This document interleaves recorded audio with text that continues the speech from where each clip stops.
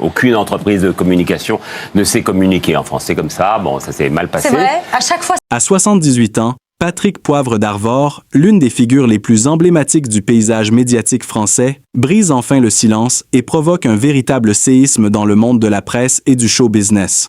Dans une déclaration inattendue, le célèbre journaliste a levé le voile sur des vérités longtemps enfouies concernant Véronique Poivre, des révélations qui bouleversent aussi bien ses proches que des millions de Français qui ont suivi sa carrière depuis des décennies.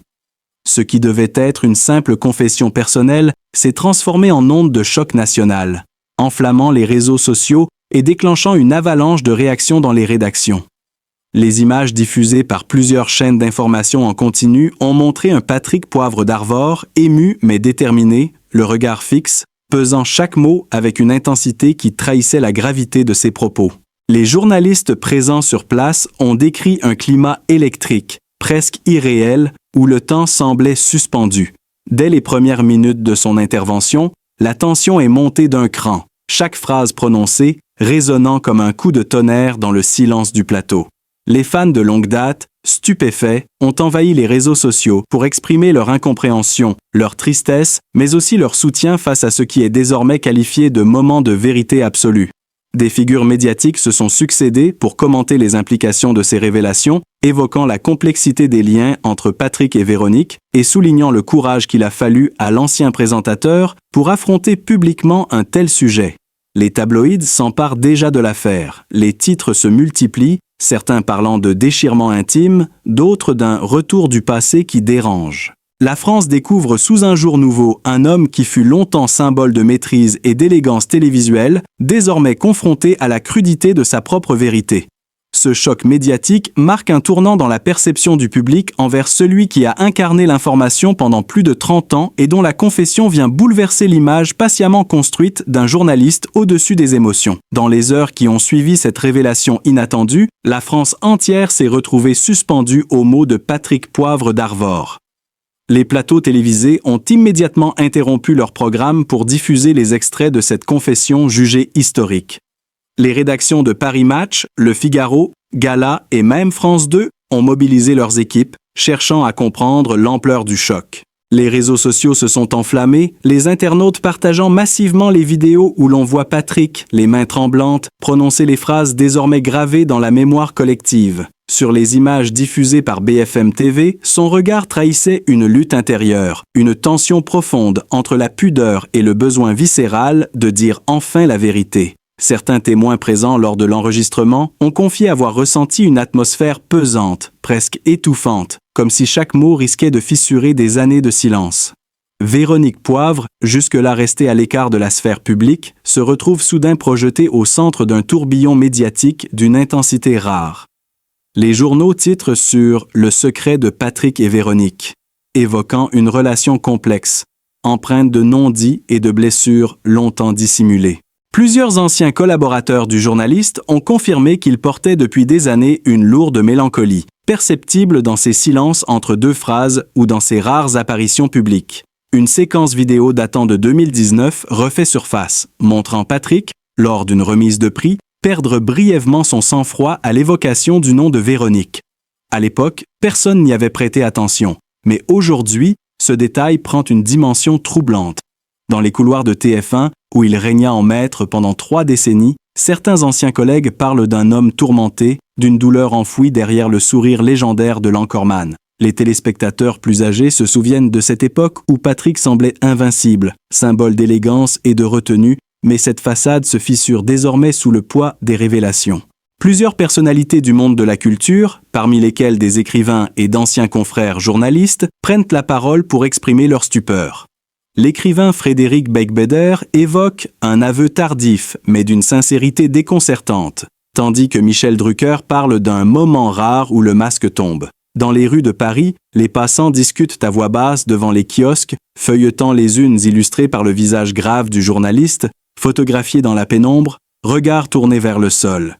La tension est palpable, presque cinématographique. Certains observateurs soulignent la précision troublante avec laquelle Patrick a choisi ses mots, comme s'il s'était préparé depuis des années à ce face-à-face avec son passé. Des proches affirment qu'il avait laissé entrevoir depuis quelques semaines une agitation inhabituelle, des phrases à demi prononcées lors d'événements privés, des silences prolongés qui laissaient deviner un secret prêt à éclater. Un ami de longue date, resté anonyme, a confié à un grand quotidien que Patrick avait souvent parlé de Véronique avec un mélange de tendresse et de regret, comme si elle incarnait une part de lui qu'il n'avait jamais pu reconquérir. Les chaînes d'opinion multiplient les débats, les psychologues et les chroniqueurs disséquant les motivations possibles derrière cette confession tardive. Certains y voient un acte de rédemption, d'autres une volonté de se libérer avant qu'il ne soit trop tard. Quoi qu'il en soit, la révélation agit comme une déflagration dans le paysage médiatique. Les caméras se pressent désormais devant le domicile du journaliste à Neuilly, espérant une nouvelle déclaration.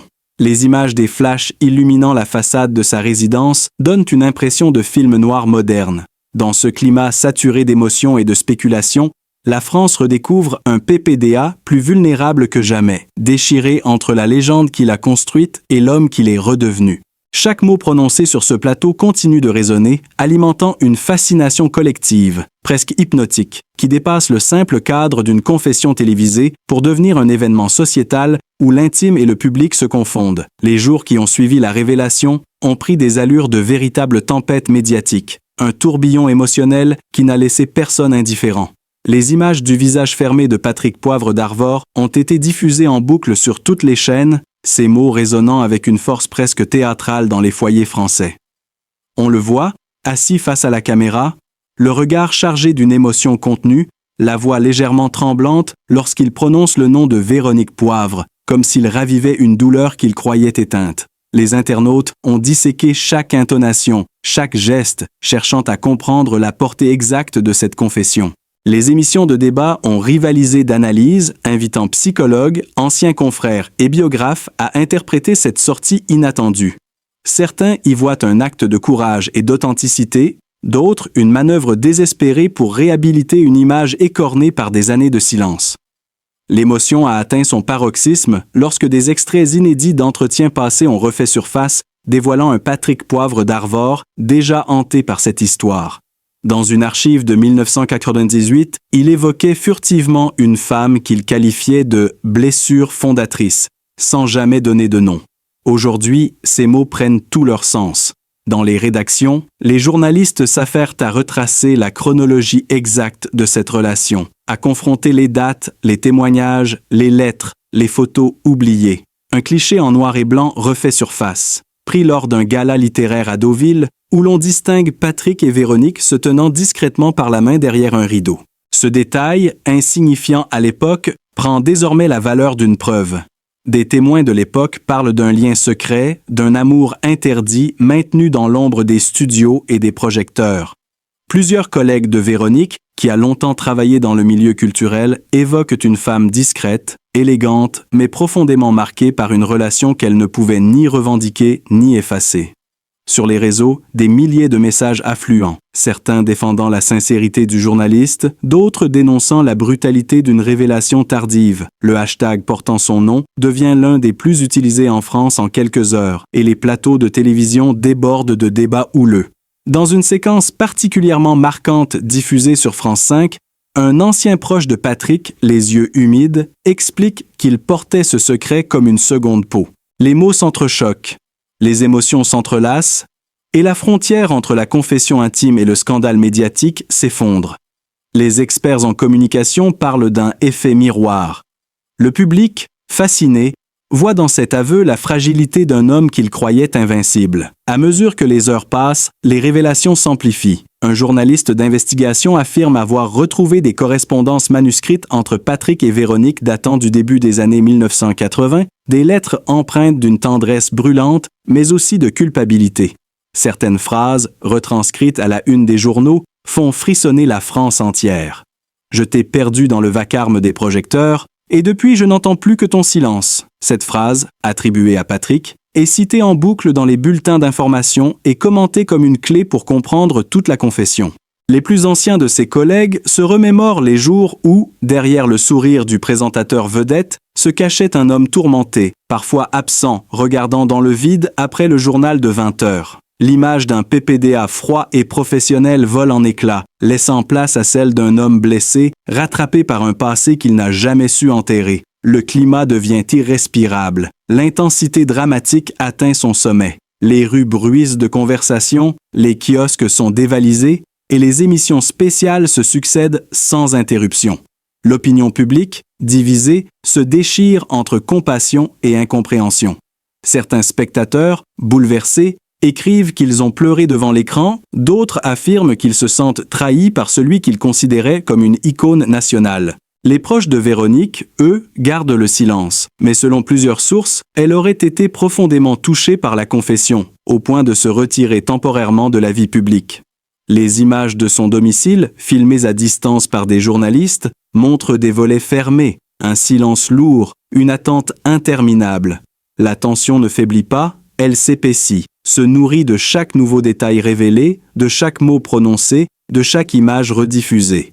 Le pays entier assiste, médusé, à ce que certains appellent déjà le crépuscule d'un monument. Un moment suspendu entre admiration, douleur et fascination, où la frontière entre le public et le privé s'efface sous les projecteurs. Dans les heures qui ont suivi la diffusion de la confession, le silence qui a régné au sein de la famille Poivre d'Arvor a été aussi lourd que parlant. Les proches du journaliste ont d'abord refusé toute déclaration publique, mais très vite, les premières réactions ont commencé à filtrer à travers des sources anonymes, dessinant le portrait d'un clan bouleversé, partagé entre la stupeur, la douleur et la peur de voir leur intimité une nouvelle fois exposée au grand jour. Selon plusieurs témoins, l'annonce a frappé comme un coup de tonnerre au sein du cercle familial. Sa fille aînée aurait appris la nouvelle en direct à la télévision, les larmes aux yeux, incapable de détourner le regard de l'écran où apparaissait le visage grave de son père. Dans une image capturée par un photographe du magazine Paris Match, on distingue Patrick quittant son domicile de Neuilly, visiblement épuisé, le regard perdu, entouré de 2 de ses enfants venus le soutenir. Les caméras captent ce moment fragile où la frontière entre l'homme public et le père aimant semble se dissoudre sous la pression médiatique. Des proches évoquent des heures tendues, des échanges animés, des incompréhensions. Certains membres de la famille auraient demandé des explications immédiates. D'autres auraient préféré se taire, conscients que le moindre mot pourrait être déformé par la presse. Les journalistes, massés devant sa résidence, guettent le moindre signe d'apparition, tandis que les voitures se succèdent, transportant des visages familiers aux traits fermés. La tension monte encore d'un cran lorsque des correspondances privées entre Patrick et Véronique sont évoquées dans un reportage du soir, alimentant la curiosité du public. Les chaînes d'information parlent d'une onde de choc familial sans précédent.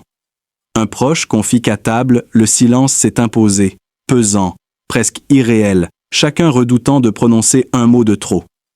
Le nom de Véronique, autrefois banni des conversations familiales, résonne désormais comme une cicatrice rouverte.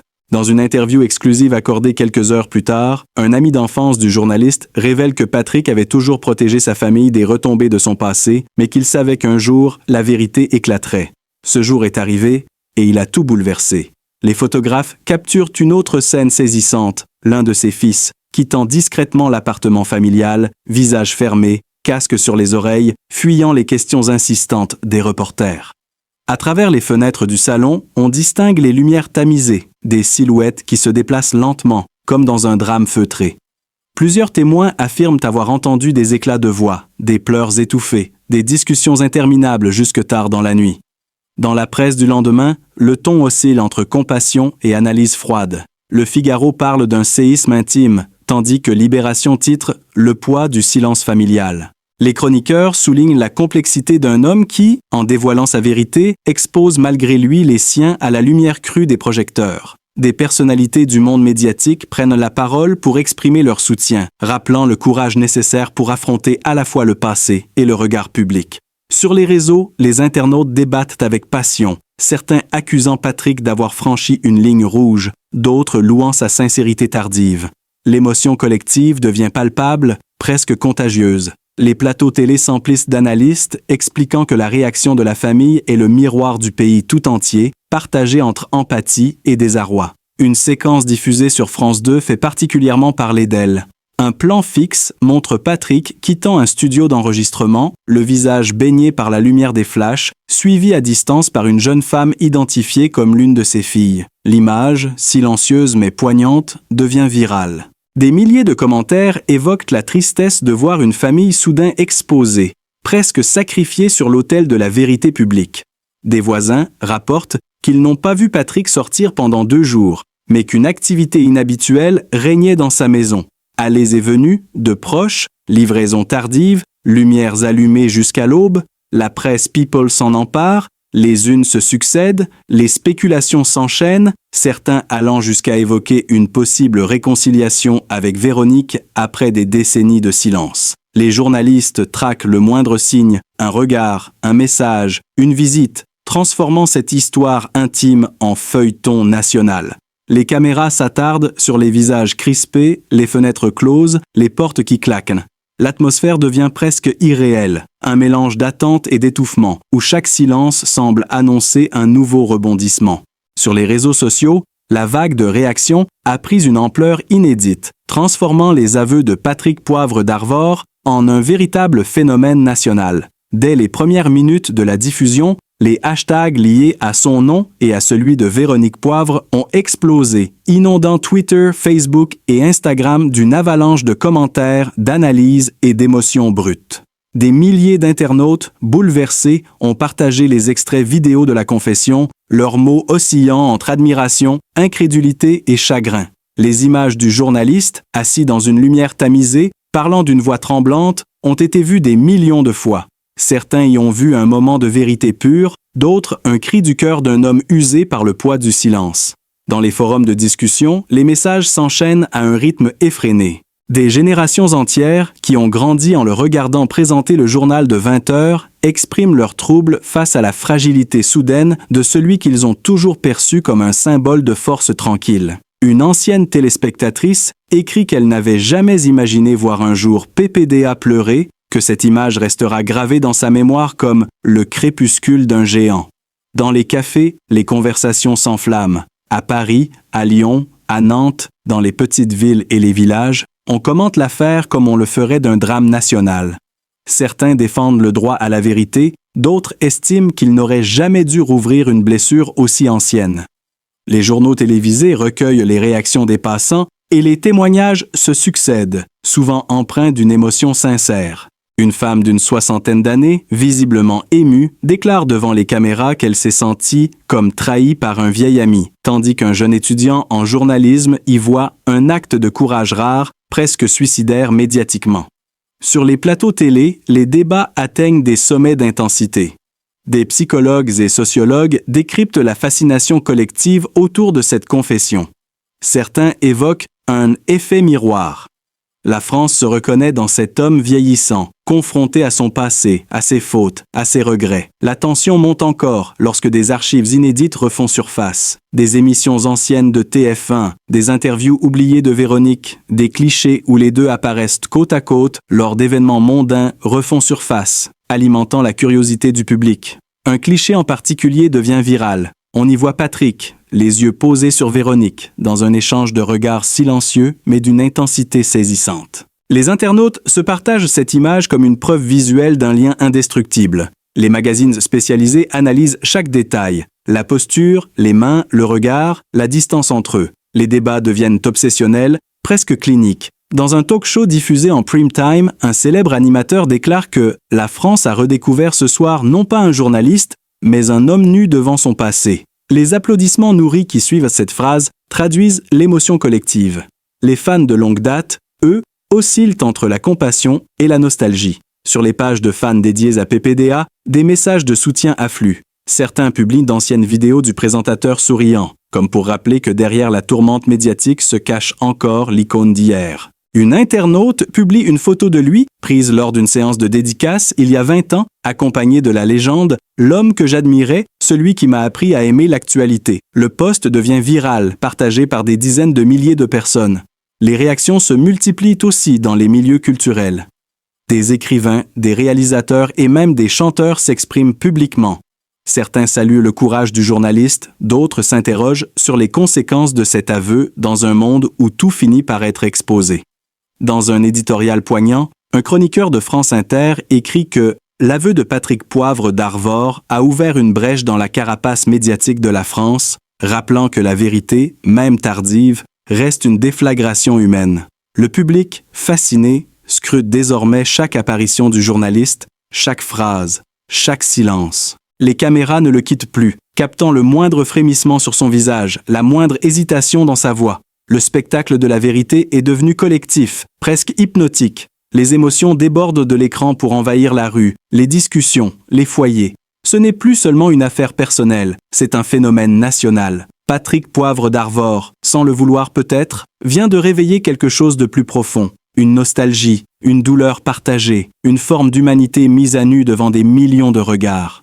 Les jours qui ont suivi ont pris l'allure d'un long frisson collectif, une onde émotionnelle qui ne s'est pas apaisée. Au contraire, elle s'est amplifiée, nourrie par le silence obstiné de Patrick Poivre d'Arvor, par les rumeurs, les spéculations et les souvenirs que des millions de Français partagent à voix basse. Dans les rédactions, les analystes n'en finissent plus de disséquer chaque phrase, chaque regard, chaque détail de cette confession qui a bouleversé la perception d'un homme que l'on croyait connaître. Les plateaux des talk-shows s'illuminent encore chaque soir de débats passionnés, où l'on évoque non seulement la révélation elle-même, mais la manière dont elle agit sur la conscience collective d'un pays qui a grandi avec sa voix. Ce timbre grave, familier, devenu aujourd'hui celui de la fragilité, de la confession et du poids des années. Dans les rues, les affiches des magazines s'arrachent, son visage envahit les kiosques, celui d'un homme désormais nu face au monde, dans une lumière d'automne qui semble le suivre partout. À travers les réseaux, de nouvelles vidéos amateurs apparaissent, capturant des scènes inattendues, des gens qui applaudissent en entendant son nom dans un café, d'autres qui déposent des lettres anonymes devant l'entrée de son immeuble, des bouquets de fleurs avec des mots simples « On vous comprend, vous n'êtes pas seul ». C'est comme si le pays tout entier voulait lui répondre, lui tendre la main après la tempête. Pourtant, dans les coulisses, les tensions demeurent vives. Certains de ses anciens collègues, restés proches de lui, racontent des discussions tendues, des moments d'émotion pure où Patrick, d'une voix basse, aurait confié qu'il ne s'attendait pas à un tel raz-de-marée. Dans son entourage, on parle d'un homme fatigué mais lucide, conscient que la vérité ne se dit jamais sans prix. Il ne sort plus guère, se contente de courtes promenades dans son quartier, la tête couverte d'un chapeau sombre, tandis que les passants hésitent entre le saluer ou détourner le regard. Le contraste entre la légende qu'il fut et l'homme qu'il est redevenu bouleverse encore davantage l'opinion publique. Des milliers de messages affluent chaque jour dans sa boîte aux lettres, certains manuscrits, d'autres imprimés sur des papiers parfumés, d'anciens téléspectateurs lui racontant comment il a marqué leur vie, comment sa voix les a accompagnés dans des moments d'espoir ou de douleur. Des enseignants lui écrivent que ses journaux étaient, pour leurs élèves, une leçon de rigueur et de calme.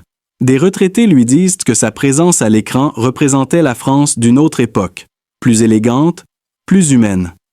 Au fil des jours, une nouvelle forme de compassion s'installe, teintée de mélancolie. Les fans ne le défendent plus comme un symbole, mais comme un homme fragile, un père, un amant, un être humain confronté à la brutalité du temps et de la vérité. Cette humanisation du mythe touche profondément les esprits. Dans les journaux du soir, des éditoriaux plus apaisés apparaissent, reconnaissant que la confession, aussi violente soit-elle, a ouvert une brèche nécessaire dans le mur de la pudeur médiatique. Des artistes, des intellectuels, des citoyens ordinaires s'unissent dans un étrange chœur d'émotions partagées, un mélange de reconnaissance et de douleur, comme si le pays tout entier se découvrait lui-même à travers cette histoire. Certains évoquent même un effet thérapeutique collectif, une manière de réconcilier la France avec ses propres silences. Mais au milieu de cette ferveur, des zones d'ombre subsistent. Des témoins évoquent des tensions persistantes entre la famille et certains amis de longue date, des désaccords sur la façon de gérer les suites de cette révélation. On parle d'un documentaire en préparation, de producteurs cherchant à retracer l'histoire sous un angle intime, tandis que d'autres dénoncent déjà une récupération médiatique. Les images de Patrick, filmées à distance, assis seul sur un banc des Tuileries, lisant un livre, font le tour du web et ajoutent à la légende une nouvelle couche de tristesse et de beauté. Son visage semble apaisé mais marqué, comme celui d'un homme qui a enfin cessé de fuir. Les chaînes d'information continuent de relayer la moindre apparition. Les radios rediffusent les extraits de son aveu dans leurs bulletins et la voix de Patrick résonne encore dans les voitures, les salons, les cafés, comme un écho d'une époque révolue. Le public, malgré la distance, continue de le suivre, d'en parler, de se disputer à son sujet. La confession n'a pas seulement bouleversé l'image d'un journaliste, elle a fissuré quelque chose de plus vaste, la relation intime entre le public français et ses figures médiatiques, entre l'idole et le spectateur, entre la vérité et la pudeur. À 78 ans, Patrick Poivre d'Arvor ne cherche plus la lumière des studios, mais celle, plus rare, de la vérité et de la paix intérieure. Son aveu, aussi bouleversant qu'inattendu, a rappelé à tous qu'aucune gloire, aucune notoriété ne protège des blessures du cœur. Derrière le journaliste légendaire se révèle un homme sensible, sincère, fatigué, mais courageux, qui ose affronter son passé avec une honnêteté désarmante. Son parcours, marqué par la grandeur et la fragilité, devient aujourd'hui un symbole d'humanité et de rédemption. C'est peut-être cela, la vraie force de Patrick Poivre d'Arvor. Ne pas craindre la vérité, même lorsqu'elle fait mal, et continuer à parler avec la même intensité qu'autrefois, mais cette fois sans prompteur, sans artifice, juste avec son cœur. Si vous avez été touché par son histoire, si vous respectez son courage et sa dignité, soutenez-le en laissant un like, partagez cette vidéo pour que son message résonne encore, et abonnez-vous pour suivre avec nous la suite de cette incroyable page de vie.